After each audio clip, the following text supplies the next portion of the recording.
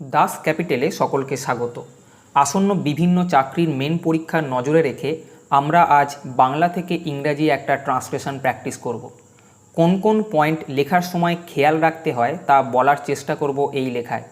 যারা এই চ্যানেলে নতুন তাদের বলবো বিভিন্ন চাকরি পরীক্ষার অবজেক্টিভ ইংলিশের ক্লাস চালু হয়েছে, সঙ্গে আছে ইংলিশ প্র্যাকটিস সেট।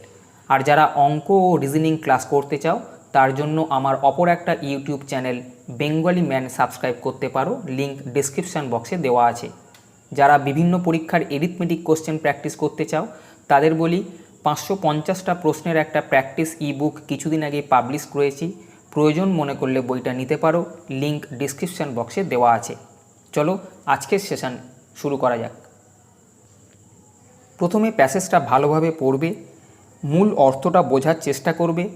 কোনো বাংলা শব্দে সমস্যা হলে সেই শব্দের অনুরূপ শব্দ ভাবার চেষ্টা করবে। সেই শব্দটা এমনভাবে ভাববে যেন তার ইংরাজি ওয়ার্ডটা তুমি জানো। বর্ষার অকাল সন্ধ্যা যখন অত্যন্ত ঘন হইয়া আসিল এবং দুর্যোগের আশঙ্কায় গ্রামের লোকেরা ব্যস্ত হইয়া আপন আপন গৃহ আশ্রয় করিল, তখন কাদম্বিনী পথে বাহির হইল। শ্বশুরবাড়ির দ্বারে গিয়া একবার তাহার হৃৎকম্প হইয়াছিল, কিন্তু ঘোমটা টানিয়া যখন ভিতরে প্রবেশ করিল দাসী ভ্রমের দ্বারীরা কোনোরূপ বাধা দিল না। বোঝা গেছে? অর্থাৎ এখানে যেটা বলতে চেয়েছে, হঠাৎ বর্ষার অকাল সন্ধ্যা মানে কি? বর্ষার অকাল সন্ধ্যা মানে কিন্তু বর্ষাকালের সন্ধ্যাটাকে বোঝাচ্ছে না। বর্ষাকাল সন্ধ্যা যে সময় আসার সে সময় সন্ধ্যা আসছে, কিন্তু অকাল সন্ধ্যা বলতে বোঝাচ্ছে হঠাৎ করে চারিদিকটা অন্ধকার হয়ে গেল। অন্ধকারটা যখন অত্যন্ত ঘন হয়ে গেল তখন মনে হচ্ছে বর্ষার সন্ধ্যা নেমে গেল, এইটাকে অকাল সন্ধ্যা বলা হয়েছে। অর্থাৎ ইভিনিং বা সন্ধ্যা যেটা সেটা অকালে আসেনি, সন্ধ্যার মতো করে অন্ধকারটা হয়ে গেছিল, তাই এখানে অকাল সন্ধ্যার কথা বলা হয়েছে। দুর্যোগের আশঙ্কা করে গ্রামের লোকেরা নিজের নিজের ঘরে গিয়ে ঘরে ঢুকে গেল। সেই মুহূর্তে কাদম্বিনী পথে বাইর হলো। শ্বশুরবাড়ির গেটের কাছে গিয়ে তার হৃৎকম্প হইয়াছিল। হৃৎকম্প হইয়াছিল মানে তার হার্টবিটটা বেড়ে গেছিল শ্বশুরবাড়ির গেটের কাছে গিয়ে। কিন্তু সে কী করলো, ঘোমটা টেনে নিজেকে আবৃত করলো এবং যখন সে গেটের ভেতর প্রবেশ করলো তখন যারা দ্বাররক্ষী আছে, গেটকিপার, তারা কিন্তু তাকে কোনোরূপ বাধা দিল না। কেন? তারা ভেবেছিল যে কোনো মেড সার্ভেন্ট বা দাসীরা ঘরের ভেতর ঢুকতে চাইছে। এবার আমরা এটার লাইন বাই লাইন এটার আমরা ট্রান্সলেশন করব। প্রথম যে সেন্টেন্সটা ছিল, বর্ষার অকাল সন্ধ্যা যখন অত্যন্ত ঘন হইয়া আসিল, আমি এই পর্যন্ত প্রথমে দেখব। বর্ষার অকাল সন্ধ্যা যখন অত্যন্ত ঘন হইয়া আসিল, দেখো এক্ষেত্রে বর্ষা রেনি সিজন, অকাল সন্ধ্যা মানে অসময়ে সন্ধ্যা নামা, মানে টাইমে না। টাইমে হলে অকাল বলতো না, তাহলে অকাল মানে হচ্ছে টাইমে না, অর্থাৎ আনটাইমলি। আনটাইমলি অকাল। সন্ধ্যা ইভিনিং আমরা জানি। ঘন হইয়া আসিল, ঘন হচ্ছে ডিপ, ডিপ হয়ে গেল, অর্থাৎ ডিপেন্ড, ঘন হয়ে এলো। এবার দেখো এখানে বর্ষার আছে, অনেকে মনে করতে পারো যে বর্ষার আমি এখানে দেবো অফ দ্য রেনি সিজন। আমি যদি এইখানে ওয়ার্ডগুলোকে ইংলিশে লেখার চেষ্টা করি, অকাল সন্ধ্যা, আনটাইমলি ইভিনিং, আনটাইমলি ইভিনিং। অত্যন্ত ঘন হয়ে গেল, ঘন হওয়া ইংরেজিকে ডিপ, যেহেতু পাস্ট টেন্সে আছে তাই DEEPENED, ডিপেন্ড, ঘন হয়ে এলো। এবার বর্ষা আছে, এখানে অফ আছে, র আছে, মনে হতে পারে অফ দ্য রেনি সিজন, এটা করলে কিন্তু হবে না। অফ দ্য রেনি সিজন আমরা অফ কোথায় ইউজ করি জানো? কার, এই প্রশ্নের উত্তরে সাধারণত অফ ইউজ করা হয়। যেমন আমি যদি বলি দ্য হাউস অফ রাম, রামের বাড়ি, এরম বলা যায়। কারুর অধীনে কিছু থাকা, সেইটার জন্য আমরা সাধারণত অফ ইউজ করি। বুঝে গেছে? এখানে বর্ষার আছে, এখানে যদি মনে হয় আমি এখানে অফ দ্য রেনি সিজন করব তাহলে কিন্তু হবে না। এখানে বর্ষার বলতে বর্ষাকালের এটাকে বোঝানো হবে, যেখানে অফ আসবে না। আবার বলছি, অফ সাধারণত কারুর অধিকারে কিছু থাকা বোঝাতে কিন্তু অফ ইউজ হয়। তাহলে আমরা যখন এখানে ইংরেজি করব, আমি বলেছিলাম অকাল সন্ধ্যাটা নাবছে মানে কি, সন্ধ্যা যে সময় নাবার কথা সেই সময় নাবে। সন্ধ্যাটা অকাল হয়ে গেল মানে কি, হঠাৎ অন্ধকার হয়ে চারিদিকে সন্ধ্যের মতো মনে হচ্ছে। অ্যাকচুয়ালি সন্ধে হয়নি, কিন্তু হঠাৎ অন্ধকার হয়ে গিয়ে সন্ধেটা হচ্ছে বলে এটাকে অকাল সন্ধ্যা বলা হচ্ছে। অর্থাৎ অন্ধকার হচ্ছে, ডার্কনেস, এই কথাটা কিন্তু তোমার এই লেখার মধ্যে আসতে হবে। ডার্কনেস হলো বলেই কিন্তু অন্ধকারটা বা ইভিনিংটা কিন্তু আসছে। বোঝা গেছে? তাহলে আমি এখানে দেখি, যখন বর্ষার অকাল সন্ধ্যা নামলো, তাই তো? তাহলে যখন, ওয়েন, অকাল সন্ধ্যা নামলো। আবার বলছি অকাল সন্ধ্যা, আনটাইমলি ইভিনিং লিখব না। আনটাইমলি ইভিনিংটা হয়েছে ডার্কনেসের কারণে, অর্থাৎ অন্ধকারের কারণে। সেই জন্য আমি দেব হোয়েন দ্য ডার্কনেস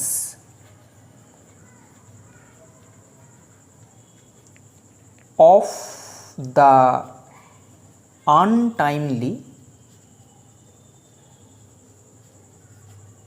ইভিনিং। বোঝা গেছে? আনটাইমলি ইভিনিং অর্থাৎ অকালে সন্ধ্যা নেমেছে। কেন? তার কারণ হচ্ছে ডার্কনেসটা হয়েছে বলে, অন্ধকারটা নেমে এসছে বলে। বর্ষার হঠাৎ করে কালো মেঘ হয়ে গেছে, তখন অন্ধকারটা নেমেছে বলে আমরা এখানে ইউজ করছি when the darkness of the untimely evening. কখনকার? বর্ষার। আমি বলছি বর্ষার কথাটা অফ দেবে না, বর্ষাকালের বোঝাতে ইন দ্য রেনি সিজন লেখো, ইন দ্য রেনি সিজন। এবার কি অত্যন্ত ঘন হয়ে এলো? ডিপেন্ড, DEEPENED, অর্থাৎ যখন ডিপ হয়ে গেল, অন্ধকারটা অনেকটা ডিপ হলো। তাহলে লেখাটা কি হলো? When the darkness of the untimely evening in the rainy season depend. বোঝা গেছে? যখন ঘন হলো। অ্যান্ড দুর্যোগের আশঙ্কায় গ্রামের লোকেরা ব্যস্ত হইয়া আপন আপন গৃহ আশ্রয় করিল। কাদের করা বলা হচ্ছে? ভিলেজার্সদের কথা বলা হচ্ছে, গ্রামের লোকেদের কথা বলা হচ্ছে। তাহলে আমি লিখব অ্যান্ড দ্য ভিলেজার্স, গ্রামের লোকেরা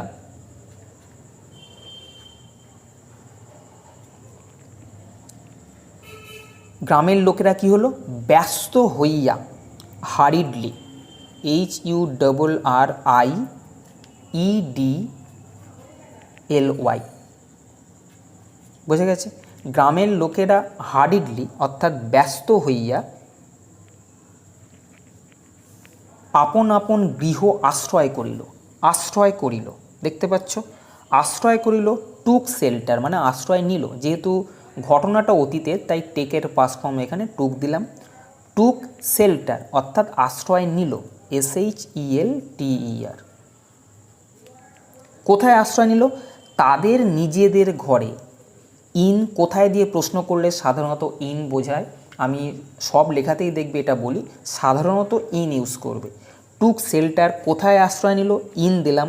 এবারে প্রশ্নটা উত্তর দাও, কোথায়? তাদের নিজেদের গৃহে, own house, OWN, own houses.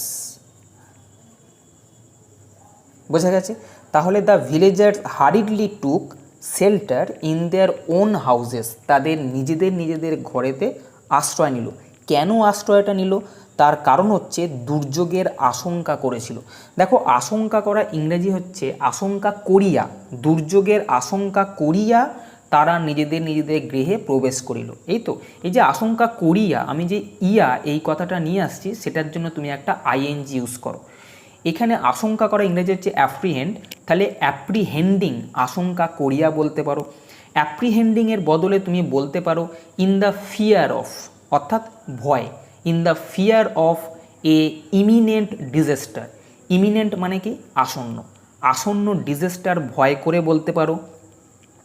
অথবা বলো অ্যাপ্রিহেন্ডিং অর্থাৎ আশঙ্কা করিয়া, যে কোনো একটা ইউজ করতে পারো। আমি এখানে অ্যাপ্রিহেন্ডিং লিখছি, আশঙ্কা করিয়া। কি আশঙ্কা করিয়া? এ ন্যাচারাল ক্যালামিটি, প্রাকৃতিক দুর্যোগ। অ্যাপ্রিহেন্ডিং এ ন্যাচারাল ক্যালামিটি, বোঝা গেছে? তাহলে the villagers hurriedly took shelter in their own houses apprehending a natural calamity. তখন কাদম্বিনী পথে বাইর হলো। আমি বলছি অ্যাপ্রিহেন্ডিং এ ন্যাচারাল ক্যালামিটি, এর বদলে তোমরা লিখতে পারো in the fear of A eminent disaster. Eminent IMMINENT eminent disaster, তুমি এটা বলতে পারতে। তখন কাদম্বিনী পথে বাইর হইল, দেন কাদম্বিনী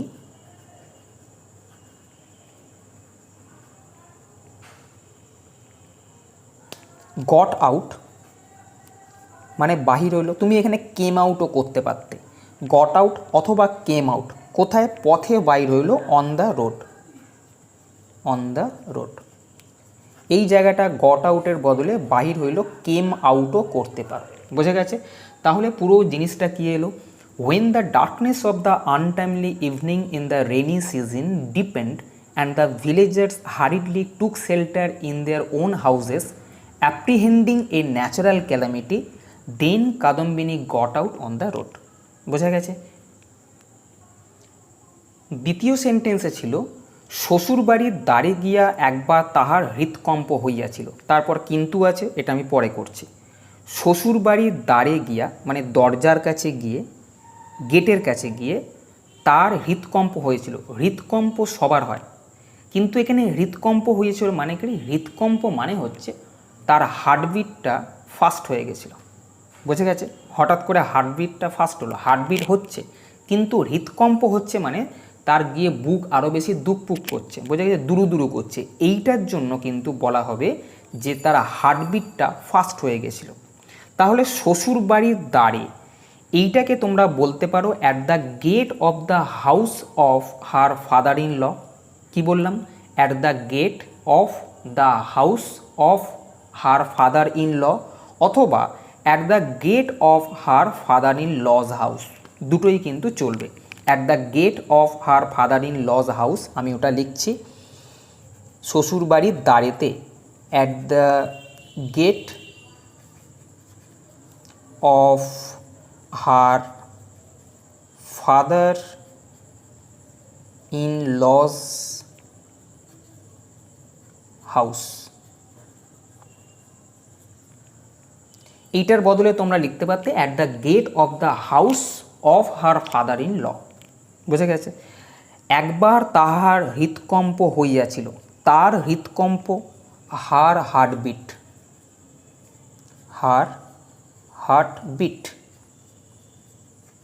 এখানে দেওয়া আছে দেখো, একবার, একবারের জন্য তার হৃদয়টা কেঁপে উঠেছিল, ফর ওয়ান্স হয়েছে। তার হার্টবিট কী হয়েছিল? ফাস্ট হয়ে গেছিল, ফাস্ট হয়ে গেছিল। বিকেম, বিকাম মানে হওয়া, বিকেম মানে হয়ে গেছিল ফাস্টার, আরও দ্রুত। তাহলে at the gate of her father in law's house her heartbeat for once, একবারের জন্য, একবারের জন্য বিকেম ফাস্টার, ফাস্ট হয়ে গেছিল। তারপরে দেওয়া আছে কিন্তু ঘোমটা টানিয়া যখন ভিতরে প্রবেশ করিল। কিন্তু যখন, কিন্তু যখন, বাট এখানে কমা দিতে পারো, বাট হোয়েন, কিন্তু যখন সে প্রবেশ করলো, সি গো গেল, ওয়েন্ট প্রবেশ করেছিল, কোথায়? ভিতরে, ইনসাইড। কিভাবে প্রবেশ করলো? ঘোমটা টানিয়া, দেখো টানিয়া ইয়া আছে তাই কভারিং করো, কভার মানে হচ্ছে নিজেকে ঢেকে, তাই কভারিং, এই যে ইয়া থাকলে আইএনজি নিয়ে আসবে, কভারিং হার ফেস, তার মুখটাকে কভার করলো কি দিয়ে? উইথ এ লং ভেল, ঘোমটা। তার কারণ কি লং কেন এখানে ইউজ করা হলো? তার কারণ হচ্ছে ছোটো করে যদি দেখো, তুমি যদি লাইনটা দেখো, দাড়িরা যারা গেটম্যান আছে তাকে বাধা দেয়নি, মানে তার যেন মুখটাকে গেটম্যানরা দেখতে না পায়, তাহলে আলটিমেটলি তার ঘোমটাটাকে অনেকটা নিচে ঝুলিয়ে রাখতে হবে, তাই এখানে ইউজ করা হলো কভারিং, এখানে কভারিং হার ফেস হবে, কভারিং হার ফেস, তার মুখটাকে কভার করলো উইথ এ লং ভেল, একটা লম্বা ঘোমটা দিয়ে। কমা দাও। এবারে কি হচ্ছে, দ্য গেটকিপার যারা আছে, দ্য গেটকিপার দাঁড়িরা কোনোরূপ বাধা দিল না। এবার কি হচ্ছে, গেটকিপাররা দাসী ভ্রমে, গেটকিপাররা মানে কি মিস্টেক করে ফেলা বলে না, গেটকিপাররা মিস্টেক করে ফেলেছে, যেহেতু পাস্ট টেন্সে আছে তাহলে গেটকিপার মিসটুক মানে মিস্টেক করে ফেলেছিল। কাকে? তাকে। কি হিসেবে? Two B A maid servant.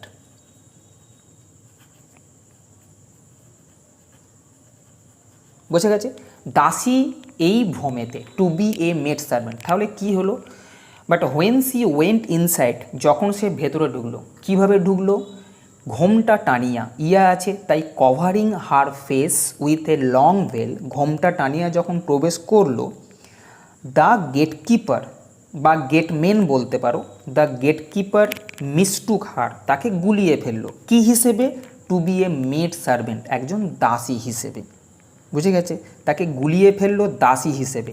এবং তাই ডিড নট স্টপ, তাকে থামালো না। অ্যান্ড তাই ডিড নট স্টপ, কি স্টপ করলো না? হার এন্ট্রি, তার এন্ট্রিতে অর্থাৎ তার প্রবেশকে কোনো রকম বাধা দিল না। বুঝে গেছে? তাহলে at the gate of her father in law's house her heartbeat for once became faster, but when she went inside, covering her face with a long veil, the gatekeeper mistook her to be a maid servant and did not stop her entry. তার প্রবেশে কোনো রকম বাধা দিল না। Final ট্রান্সলেশনটা এবার দেখে নেব। এই হলো ফাইনাল ট্রান্সলেশন, যেটা আমি এতক্ষণ বললাম। তোমরা যখনই সময় পাবে তখনই একবার পুরো প্যাসেজটাকে আরেকবার স্টপ করে সেটাকে লেখাটা দেখে নিজে নিজে একবার এক্ষুনি পারলে একবার লিখে নাও, লিখে নিয়ে মেলাও। হুবহু এরকম হতে হবে তার মানে নেই। আমি শুধুমাত্র তোমাদের লেখাগুলো কিভাবে হতে পারে সেইগুলোই দেখাচ্ছি। মুখস্থ করার বা মনে রাখার কোনো যুক্তি নেই, এবং খুবই খারাপ ধারণা যে আমি এটাকে এইভাবেই লিখব। অন্য কোনোভাবে লিখতে পারো। কি কি পয়েন্ট মনে রাখতে হবে আমি শুধু সেইগুলোকে বলতে পারি। তাহলে আজকে এই পর্যন্তই। যদি সেশন ভালো লাগে তবে চ্যানেলটা সাবস্ক্রাইব করো এবং বন্ধুদেরকেও শেয়ার করো, যাতে করে তারাও সমানভাবে উপকৃত হয়। ভালো থেকো, ভালোভাবে পড়াশোনা করো। টাটা।